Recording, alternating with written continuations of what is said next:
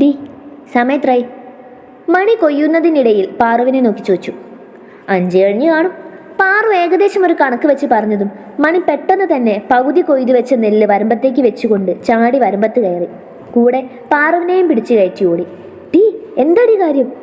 ഓടുന്നതിനിടയിൽ മേലിലുള്ള ചേറ് കൈകൊണ്ട് ഉരച്ചു കളയാനുള്ള ശ്രമത്തിലായിരുന്നു പാറു. മണി ഒന്ന് കിതച്ചുകൊണ്ട് നിന്നു. ഇന്ന് വായനശാലയിൽ പോവാൻ നിന്റെ ഏട്ടൻ പറഞ്ഞായിരുന്നടി, ഞാൻ മറന്നു. അവൾ നെഞ്ചിൽ കൈവച്ച് ശ്വാസം നേരെ എടുത്തുകൊണ്ട് പറഞ്ഞതും പാറു ആശങ്കയുടെ തലയിൽ കൈവച്ചു. എൻ്റെ ഈശ്വര, നീ നിനക്ക് ബോധമില്ലേ? അങ്ങേര് പറഞ്ഞിട്ട് അനുസരിച്ചില്ലേ? അറിയാലോ, ഭ്രാന്ത രണ്ടിനും കിട്ടും. നീ വേഗം നടന്നേ. പാറു പരിഭ്രമത്തോടെ അവളെയും വലിച്ചുകൊണ്ട് നടന്നു. വായനശാലയ്ക്ക് പുറത്ത് തന്നെ പുകച്ചുകൊണ്ട് കുറെ ചെറുപ്പക്കാർ നിൽക്കുന്നുണ്ടായിരുന്നു. മണിയെയും പാറുവിനെയും കണ്ടതോടെ വെപ്രാളത്തോടെ സിഗരറ്റെല്ലാം കളഞ്ഞ് മടക്കി വെച്ച മുണ്ട് അഴിച്ചിട്ടുകൊണ്ട് ഒരു ഭാഗത്തേക്ക് ഒതുങ്ങി നിന്നു. പാറു അവരെ മിഴിച്ചു നോക്കി. അല്ല, ഇതെന്താടി സംഭവം? നമുക്ക് ഭ്രാന്തായോ അതോ ഇവർക്ക് മുഴുവൻ ഭ്രാന്തായതോ? എന്തൊരു മറിമായും?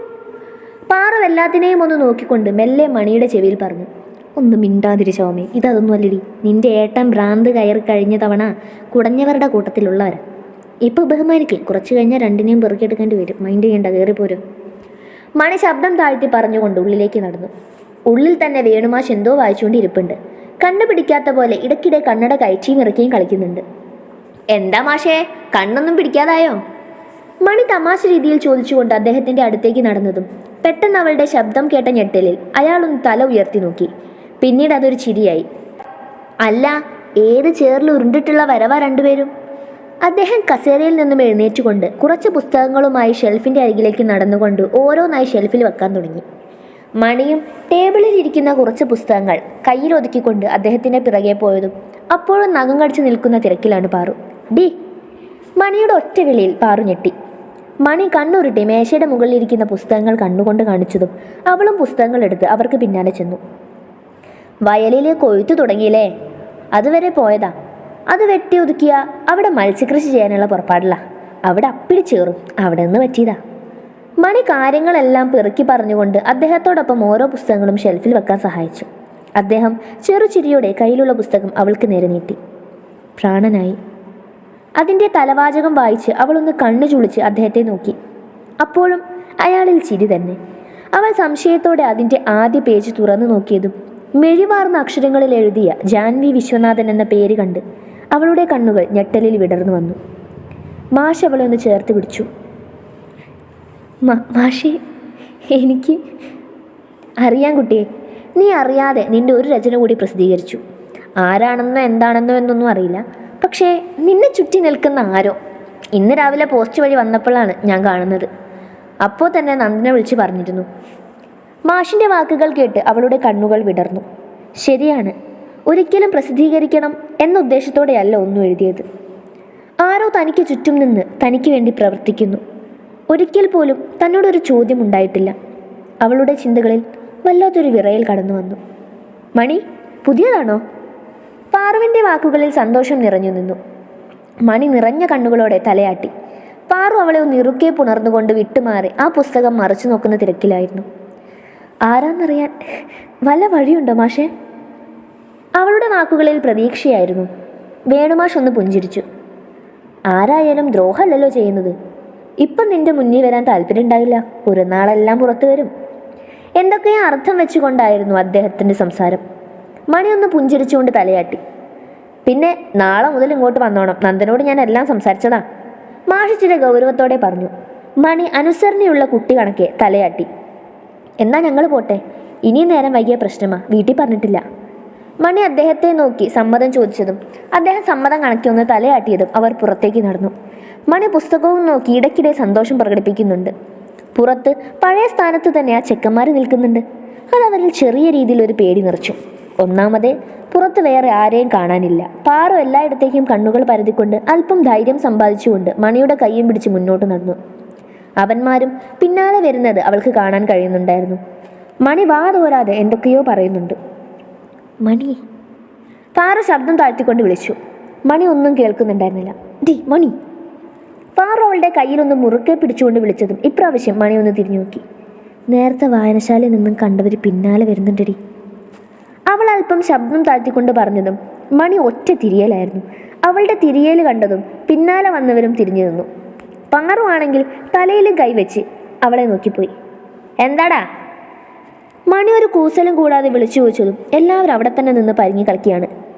ചോദിച്ചത് കേട്ടില്ലേ, എന്താന്ന്? പാറുവും കൂട്ടത്തിൽ വിളിച്ചു ചോദിച്ചു. മണി ഉള്ളതാണ് ഏകധൈര്യം. മണി ഉണ്ടെങ്കിൽ പുലി, അല്ലേ എലി. അത് ഞങ്ങളിങ്ങനെ ഒരുത്തൻ പറയാൻ കഴിയാതെ വിൽക്കുകയാണ്. പ്രതികാരം വീട്ടാനാണേ ആണുങ്ങളോട് മുട്ടിക്കോണം, അല്ലാതെ വീട്ടിലെ പെണ്ണുങ്ങളോടാകാന്ന് വെച്ച് വന്നാൽ ഒരുത്തനും നേരവണ്ണം വീട്ടിൽ പോകത്തില്ല.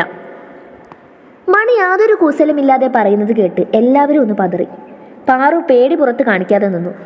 പെട്ടെന്ന് അവിടേക്ക് ഒരു ടോർച്ചിന്റെ വെളിച്ചം വന്നതും എല്ലാവരും ഒരുപോലെ അങ്ങോട്ട് നോക്കിയതും വെളിച്ചം തെളിച്ചു കൊണ്ടുവരുന്ന വിച്ചുവിനെ കണ്ട് പെണ്ണുങ്ങൾക്ക് പകുതി ജീവൻ തിരികെ വന്നിരുന്നു. അപ്പോഴേക്കും മുഖത്ത് ഗൗരവമായി വിച്ചു കടന്നു വന്നു.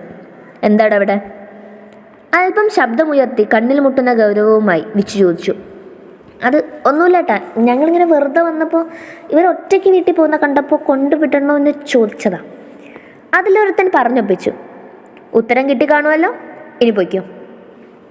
വിച്ചു വീണ്ടും പറഞ്ഞതോടെ എല്ലാവരും തിരികെ നടന്നു. വിച്ചു തിരിഞ്ഞ് രണ്ടിനെയും കണ്ണുരുട്ടി നോക്കി. നീയൊക്കെ ഈ രാത്രി എവിടെ പോയതായിരുന്നു? സത്യം പറയട്ടെ, വായനശാലയിൽ പോയതാ. തിരികെ വരുമ്പോഴവന്മാർ എൻ്റെ ദൈവമേ പേടിച്ചപ്പോൾ ഹാർട്ട് അറ്റാക്ക് വന്നു പോയേനെ. കയ്യും കാലും വിറയ്ക്കുന്ന പാറു എന്തൊക്കെയോ പെറുക്കി പറയുന്നത് കേട്ട് വിച്ചുവിനും മണിക്കും ഒരുപോലെ ചിരി പൊട്ടി. അധികമൊന്നും പറയണ്ട, നടക്ക്. മുന്നിലേക്ക് വെളിച്ചം തെളിച്ചുകൊണ്ട് വിച്ചു മുന്നേ നടന്നതും പിന്നാലെയായി തന്നെ മണിയും പാറവും നടന്നു. വിച്ചുവേട്ടാ, ഇതുണ്ടോ മണിയുടെ പുതിയ പുസ്തകമാ. ഇടയ്ക്ക് വെച്ച് പാറു മണിയുടെ കയ്യിലെ പുസ്തകം തട്ടിപ്പറിച്ച് വാങ്ങി വിച്ചുവിനെ നേരെ നീട്ടിക്കൊണ്ട് പറഞ്ഞതും അവനൊരു നിമിഷം അതിലേക്കൊന്ന് നോക്കി. ശേഷം ആമുഖമൊന്ന് വായിച്ചുകൊണ്ട് മുന്നോട്ട് നടന്നു. കൊള്ളാലോ, നല്ല അവതരണമാണെന്ന് തോന്നുന്നു. Anyway congrats. വിച്ചു ഒരു സന്തോഷം കണക്കെ പറഞ്ഞതും അവളും ചിരിച്ചുകൊണ്ട് അതിന് മറുപടി കൊടുത്തു. പാറുവിനെ വീട്ടിലാക്കിക്കൊണ്ട് അവർ വയലിലേക്ക് ഇറങ്ങി. അവൾക്കുള്ളിൽ പല സംശയങ്ങളും ഉണ്ടായിരുന്നു. തനിക്ക് മുന്നിൽ ഒരു കാവലെന്ന പോലെ നടക്കുന്ന വിച്ചുവിനെ ഒരു നിമിഷം നോക്കി. നിന്നോടൊരു കാര്യം ചോദിക്കാൻ വിട്ടു. നന്ദൻ പറഞ്ഞോ കല്യാണം ഉറപ്പിച്ച കാര്യമൊക്കെ? ഈ തല്ലും പിടിച്ച നേരം നിങ്ങൾ എങ്ങനെയാണ് പ്രണയിച്ചത്? ഒരു ചിരിയോടെയായിരുന്നു അവൻ ചോദിച്ചത്. ആ ചിരി അവളിലേക്കും പകർന്നു. ഒരേട്ടനായാണ് ചോദിച്ചതെങ്കിൽ പറയാൻ ബുദ്ധിമുട്ടുണ്ട്, ഫ്രണ്ടാകാമെങ്കിൽ പറഞ്ഞുതരാം. ഒരു കള്ളച്ചിരിയോടെ അവൾ പറഞ്ഞു. അതെന്താ അങ്ങനെ? ഏട്ടൻ എന്നൊരു പദവിയിലിരിക്കുന്ന ഒരാളോട് പ്രണയം സംസാരിക്കാൻ പറ്റിയൊരു വിഷയമല്ല വിച്ചുവേട്ടാ. എന്നാ ശരി, ഫ്രണ്ട്സ്. അത് ഒരുപാടൊന്നുമില്ല. എനിക്ക് ചെറുപ്പം തൊട്ടൊരു ഇഷ്ടമുണ്ടായിരുന്നു. ആൾക്ക് തിരികെ തോന്നിയപ്പോൾ എല്ലാം ശരിയായി. വളരെ സിമ്പിളായിരുന്നു മണി പറഞ്ഞത്. ഒരു നിമിഷം വിച്ചു അവളെ നോക്കിപ്പോയി. ഈ ചെറുപ്പം എന്ന് പറഞ്ഞാൽ ഒരു 9-10 വയസ്സ് കാണുമായിരിക്കും. അവൾക്കെല്ലാം സിമ്പിളായിരുന്നു. അവന് ഒരത്ഭുതം നിറഞ്ഞു വന്നു, കൂടെ ഒരു വേദനയും. ഇനി ഞാൻ ചോദിക്കുന്നതിന് ഉത്തരം വേണം. വീടിൻ്റെ അടുത്തുള്ള ഇടവഴി എത്തിയതും മണി അവന് നേരെ തിരിഞ്ഞു നിന്നുകൊണ്ട് പറഞ്ഞതും അവൻ സംശയത്തോടെ അവളെ നോക്കി. വിച്ചുവേട്ടന് പാറുവിന് ഇഷ്ടമല്ലേ? അതുകൊണ്ടല്ലേ എല്ലാ ആലോചനകളും മുടക്കുന്നേ? സത്യം മാത്രമേ പറയാവൂ. അവളുടെ വാക്കുകളിൽ തെല്ലും പതർച്ചയുണ്ടായിരുന്നില്ല. വിച്ചു എന്തോ നഷ്ടപ്പെട്ടവനെ പോലെ ഒന്ന് പുഞ്ചിരിച്ചു. ഇഷ്ടമാണ്, പക്ഷേ അത് നീ പറഞ്ഞ അർത്ഥത്തിലല്ല. ചെറുപ്പത്തൊട്ടേ നന്ദനോടൊപ്പം ആ വീട്ടിൽ കയറി ഇറങ്ങി എനിക്ക് അവൾ ഇന്നും എൻ്റെ പെങ്ങളുടെ സ്ഥാനത്ത് തന്നെയായിരുന്നു. അതിന് ഇന്നും ഒരു കോട്ടവും തട്ടിയിട്ടില്ല. ഒരു കൊച്ചു കാന്താരിയോടുള്ള ഇഷ്ടം ഇന്നും ഉണ്ട്, ഒരേട്ടൻ്റെ സ്നേഹം പോലെ. സത്യം പറയണം എന്നതുകൊണ്ട് ഒരു കാര്യം കൂടി പറയാം. പക്ഷേ അവളോടൊപ്പം തല്ലുകൂടിയും ചിരിച്ചും കളിച്ചും നടന്നിരുന്നൊരു ഉണ്ടക്കണ്ണി എനിക്കിഷ്ടമായിരുന്നു കേട്ടോ, ഒരുപാട്. പക്ഷേ അത് നടക്കില്ല എന്ന് പറഞ്ഞിട്ടും എനിക്ക് സന്തോഷമാണ്. അവൻ പറഞ്ഞതിൻ്റെ ഞെട്ടലിലായിരുന്നു മണി. അവളുടെ ഉണ്ടക്കണ്ണുകൾ ഒരിക്കൽ കൂടി തുറച്ചു വന്നു. അവിടെ എന്തോ ഒരു വേദന വന്നു. അവൻ വേദന കലർന്ന ചിരിയോടെ കയ്യിലെ പുസ്തകം അവളുടെ കയ്യിൽ തന്നെ ഏൽപ്പിച്ചു. ഈ വരികളിലൂടെ പ്രണയം പകർത്തു വെച്ചത് എൻ്റെ നന്ദനാണെന്ന് അറിഞ്ഞപ്പോൾ സന്തോഷം തോന്നി. എന്നാലും പറഞ്ഞല്ലേ ശരിയാകത്തില്ല എന്ന് തോന്നി. പറഞ്ഞു, അത്രേ ഉള്ളൂ. താൻ ചെല്ല്. അവൻ പറയുമ്പോഴും അവൾ ആ ഞെട്ടലിലായിരുന്നു. അവൻ മെല്ലെ അവളുടെ കയ്യിലൊന്ന് തട്ടി. ഡോ, താൻ പോയാൽ എനിക്ക് പോകാൻ കഴിയൂ, ചെല്ല്. അവൻ വീണ്ടും പറഞ്ഞതും അവൾ പെട്ടെന്ന് ഞെട്ടി ഉണർന്നുകൊണ്ട് തിരികെ നടന്നു. ഇടവഴി കഴിയും വരെ അവൻ്റെ കണ്ണുകൾ അവൾക്ക് കാവല് പോലെ പിന്നാലെ തന്നെ ഉണ്ടായിരുന്നു. അവളുടെ ഉള്ളിൽ അവൻ പറഞ്ഞ കാര്യങ്ങൾ മാത്രമേ ആയിരുന്നു. വീട്ടിലേക്ക് കയറിയതും ഗൗതമിൻ്റെ ഓരോ ചോദ്യങ്ങൾ വന്നു തുടങ്ങി. അവൾ മറുപടി എന്ന പോലെ കയ്യിലെ പുസ്തകം അവൻ്റെ കയ്യിൽ ഏൽപ്പിച്ചുകൊണ്ട് റൂമിലേക്ക് നടന്നു. ഉള്ളിലൊരു കൊടുങ്കാറ്റ് വീശിയടിക്കുന്നുണ്ടായിരുന്നു. കൂട്ടിന് ചിരികളും സംസാരങ്ങളും എവിടെ നിന്നോ എന്ന പോലെ അവളുടെ കാതിൽ മുഴങ്ങി. അവൾ റൂമിലേക്ക് കയറി അതേപാടെ കയറി കിടന്നു. അപ്പോഴേക്കും ഗൗതം വിളിച്ചു പറഞ്ഞ വിശേഷം കേട്ട് നന്ദൻ്റെ കോൾ അവളെ തേടിയെത്തി. ഏതോ ലോകത്തു നിന്ന് ഞെട്ടി ഉണർന്ന പോലെ അവൾ ഫോണെടുത്തു. മണിക്കുട്ടി? അവൻ്റെ ശബ്ദത്തിൽ സന്തോഷമുണ്ടായിരുന്നു. നന്ദേട്ടാ, എനിക്കിപ്പം നിങ്ങൾ കാണണം. അവളുടെ ഉള്ളിൽ നിറഞ്ഞ സത്യം സങ്കടത്തോടെ തന്നെ പറഞ്ഞു. മണി, എന്താ പറ്റിയേ? എനിക്ക് കാണണം നന്ദേട്ടാ. അവളുടെ വാക്കുകൾക്ക് പുറമെ ഒരു കരച്ചിലും പുറമേ വന്നുപോയി. എല്ലാം ഒരു മൂളലിൽ ഒതുക്കിക്കൊണ്ട് അവൻ ഫോൺ വെക്കുമ്പോൾ അവളുടെ കണ്ണുകൾ നിറഞ്ഞു തൂവിയിരുന്നു. എന്നും ഏട്ടൻ്റെ സ്ഥാനത്ത് തന്നെയായിരുന്നു വിച്ചേട്ടൻ. ഒരിക്കൽ പോലും വേറൊരു കണ്ണുകൊണ്ട് കണ്ടിട്ടില്ല. ഇന്ന് അയാളുടെ നാവിൽ നിന്ന് തന്നൊരു പെങ്ങളായി അല്ല കണ്ടതെന്ന് വെളിപ്പെട്ട നിമിഷം ഉള്ളു തകർന്നു പോകും പോലെ തോന്നുന്നു. കയ്യിലുള്ള ഫോൺ വീണ്ടും അടിച്ചതും അവൾക്കത് എടുക്കേണ്ട പോലും ആവശ്യമില്ലായിരുന്നു.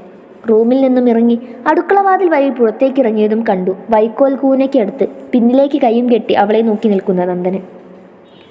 അവളൊരു നിമിഷം പോലും കാത്തു നിൽക്കാതെ ഓടി അവൻ്റെ നെഞ്ചിലായി തന്നെ അഭയം പ്രാപിച്ചു. അവളുടെ പ്രവൃത്തി അവനെ ഒന്ന് ഞെട്ടിച്ചു. അവൻ്റെ കൈകൾ അവളുടെ മുടിയിലൂടെ ഇഴഞ്ഞു. അവളുടെ ഏങ്ങലുകൾ ഉയർന്നു. മണി? നന്ദൻ മെല്ലെ വിളിച്ചതും അവളുടെ കൈകൾ കൂടുതൽ ശക്തിയോടെ അവനെ പുണർന്നു. അവളുടെ കണ്ണുനീർ അവൻ്റെ ഷർട്ടിനെ ഭേദിച്ച് നെഞ്ചിലേക്ക് വ്യാപിച്ചു. എങ്കിലും അവൻ അടർത്തി മാറ്റാൻ ശ്രമിച്ചില്ല. അവൻ അറിയാമായിരുന്നു എന്തെങ്കിലും ഹൃദയത്തിൽ ആഴത്തിൽ മുറിവേൽപ്പിക്കാതെ അവളുടെ കണ്ണുകൾ നിറയില്ല എന്ന്, ഒന്നിനു വേണ്ടിയും വാശി പിടിക്കില്ല എന്ന്. മണിക്കുട്ടിയെ, എന്താ പറ്റിയേ? അവളുടെ നെറുകയിലൊന്ന് ചുണ്ടമർത്തിക്കൊണ്ട് അവൻ ചോദിച്ചതും അവൾക്ക് വാക്കുകളൊന്നുമില്ലായിരുന്നു. എന്താണ് അവൾ പറയേണ്ടത്? അവരുടെ വിച്ചുവിന് നന്ദനെ പെണ്ണിനെ ഇഷ്ടമായിരുന്നു എന്നോ? അതിലെവിടെയാണ് തെറ്റ്? തന്നെ ശല്യം ചെയ്തിട്ടില്ല, സ്നേഹിക്കുന്നുവെന്ന് പറഞ്ഞിട്ടില്ല, സ്നേഹിക്കണമെന്ന് വാശി പിടിച്ചിട്ടില്ല. പിന്നെ അതിലെന്താണ് തെറ്റ്? ഇഷ്ടമായിരുന്നു എന്ന് പറഞ്ഞതോ? അതോ താനൊരു സഹോദരനെ പോലെ കണ്ടതോ? താൻ ആരെ സ്നേഹിക്കണമെന്നത് തൻ്റെ ഇഷ്ടമാണ്. പക്ഷേ വേറൊരാളോട് സ്നേഹിക്കരുതെന്ന് പറയാൻ തനിക്കെന്താ അവകാശം? അത് അയാളുടെ മാത്രം പ്രണയമല്ലേ? അവളുടെ ചിന്തകൾ പല വഴി സഞ്ചരിച്ചു. ശരിയാണ്, ഒന്നും തെറ്റല്ല. പക്ഷേ തനിക്ക് മുന്നിൽ ഒരൊറ്റ ശരിയേ ഉള്ളൂ, തൻ്റെ നന്ദേട്ടൻ, തൻ്റെ പ്രണയം, കാലങ്ങളുടെ കാത്തിരിപ്പ്. അവളുടെ ചിന്തകൾ എല്ലാത്തിനെയും വെടിഞ്ഞ് ആ ഹൃദയത്തിലേക്ക് മാത്രമായി. വർദ്ധിച്ചു വരുന്ന ഹൃദയമിടിപ്പിനെ ശ്രവിച്ചുകൊണ്ട് ഒരു പുഞ്ചിരിയോടെ അവൻ്റെ നെഞ്ചിലൊരു ചുംബനവും നൽകിക്കൊണ്ട് അവൾ വിട്ടുമാറി. എന്താടി പെണ്ണെ നിനക്ക് പറ്റിയേ? അവളുടെ മുഖം കൈകളിൽ കോരിയെടുത്ത് ആകുലതയോടെ അവൻ ചോദിച്ചു. അവൾ അവൻ്റെ കയ്യിൽ പിടിച്ച് കുസൃതിയോടെ കണ്ണുകൾ ചിമ്മി. എന്തോ പെട്ടെന്ന് കാണണമെന്ന് തോന്നി. അവൾ എന്തുകൊണ്ടോ വിച്ചുവിൻ്റെ കാര്യം അവനോട് പറയാൻ തോന്നിയില്ല. അത് ശരിയാവില്ല, ഈ ഒരു കാര്യം കൊണ്ട് വിച്ചുവേട്ടനോട് നന്ദേട്ടൻ പിണങ്ങിയാലോ? നന്ദൻ ആശ്വാസത്തോടെ അവളെ നോക്കി പുഞ്ചിരിച്ചു. ഒറ്റൊന്ന് കൈവീശി തന്നാണ്ടല്ലോ മനുഷ്യനെ പേടിപ്പിക്കാൻ. അവൻ തമാശ രൂപേണ കൈയൊണിക്കൊണ്ട് പറഞ്ഞതും അവൾ ചിരിയോടെ തന്നെ അവനിലേക്ക് ചാരി നിന്നു. എനിക്കിഷ്ടാട്ടോ നിങ്ങളെ, ഈ നന്ദേട്ടനെ മാത്രമേ സ്നേഹിച്ചിട്ടുള്ളൂ കേട്ടോ. അവൾ പതിഞ്ഞ സ്വരത്തിൽ അവന് കേൾക്കാൻ പാകത്തിന് എന്ന പോലെ പറഞ്ഞതിനർത്ഥം മനസ്സിലായില്ല എങ്കിലും അവൻ അവളുടെ നെറ്റിക്ക് സൈഡിലായി അവൾ പോലും അറിയാത്ത വണ്ണം ഒന്ന് ചുണ്ടമർത്തി.